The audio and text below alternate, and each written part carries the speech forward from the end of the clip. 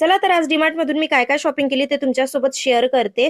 तर मी आली तशी बॅग जशीच्या तशी ठेवून दिली होती. पण नंतर विचार केला, की आता ठेवून दिली तर नंतर पसारा व्हायचा म्हणून सगळं आवरायला घेतलं आणि सगळ्या वस्तू बाहेर काढून घेतल्या आणि हे बिल दाखवत होती. तर सगळ्या वस्तू मी जागच्या जागी भरून ठेवल्या. सगळा किराणाच डी गेलं काही वस्तू घ्यायला तर एक-एक वस्तू आपली वाढतच जाते आणि असंच मोठं बिल होत जातं. कळतच नाही कधी वेळ जातो. तसं मी जाण्याआधी एक लिस्ट तयार ठेवते, की जे नेसेसरी आहे तेवढंच आपण घ्यावं. तर हा डब्बा माझा खूप दिवसापासून मनात होता, की हा घ्यायचा आहे दहीसाठी किंवा कणिक मळण्यासाठी किंवा आपण टिफिनसाठी यूज करू शकतो. कारण स्टीम काढण्यासाठी इथे होल्स दिलेले आहेत.